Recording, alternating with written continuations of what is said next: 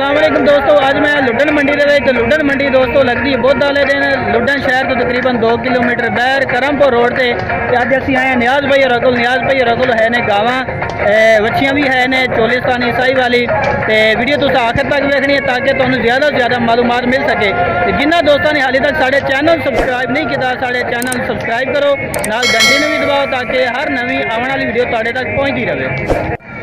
Hello दोस्तों, अज नियाज भाई को असी आए हैं तो नियाज भाई दे तुसी जानवर देख सकते हो। है केड़ी नस्ल प्योर चोलिस्तानी केड़ी? चोलिस्तानी। कितनी उम्र है बच्ची दी? 16 महीने। 16 महीने सही हो गया। किन्ने मंग रहे हो उस बच्ची? 75,000। नहीं थोड़ा इतने ठीक हो, आप ही हो ठीक हो। कितना मंग रहे हो? 75,000 फाइनल ने रहती हो जैसे लेस कर दे। अच्छा सही हो गया। ਇਹਦਾ जी 75,000 मंगते हैं, कहते हैं कि प्यार मोहब्बत असी कर लाँगे, ये फाइनल रेट नहीं है। तो उस अलावा यह वाली मूँह और चोलिस्तानी भी चोलिस्तानी यदि कितनी उम्र है? 18 महीने। 18 महीने? हाँ 18 महीने। किन्ने मंगते थे? 67,000। मूँह ही करें पूरी बेच आ दे बच्चे की यार जोटे वाला रौला पाई वाला सारा काम खराब किया। किन्ने मंग रहे हो? 67,000 रुपया इसका। ਇਹਦਾ भी प्यार मोहब्बत हो जाएगा है। और अगे दिखाओ चल के सही और ही असं तुहानू दिखा देने जनाब। है अली साहीवाल। कितनी उम्र है?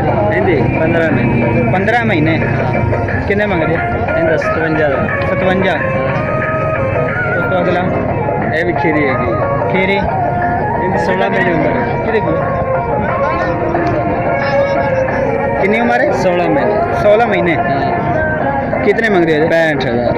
ਇਹਦਾ 65,000। दोस्तों देख सकते हो तुसी साई वाली माल इन्हों कोलों ते सोहणियां इन्हों को लैने बच्चियां माशाअल्लाह। ते उस तो अगे वो भी तुहाडी ने? हाँ वो भी दिखा देना तुहानू।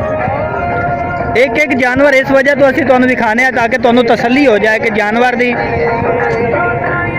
ते सोहना जानवर है माशाअल्लाह। इन्हों को पूरा जानवर आ रहा है, पूरी बच्ची आ रही है। ये कितने मंगते हो? 70,000। दोंदी हो गई?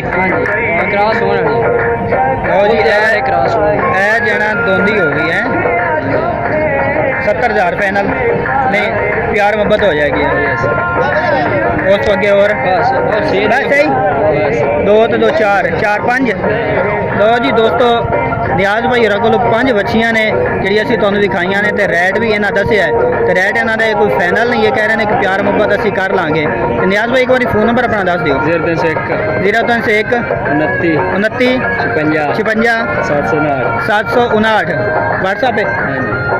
लो दोस्तों नंबर है नियाज भाई होर चलता भी होना वीडियो के। जिन्होंने दोस्तों ने इन्हों को डंगर खरीदे हो तो इन्हें रबता कर सकते हो।